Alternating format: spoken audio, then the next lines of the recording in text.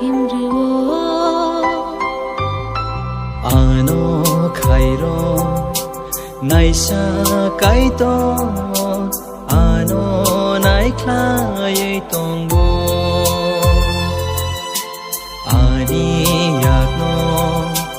chirap khero mai lama kaham thei himru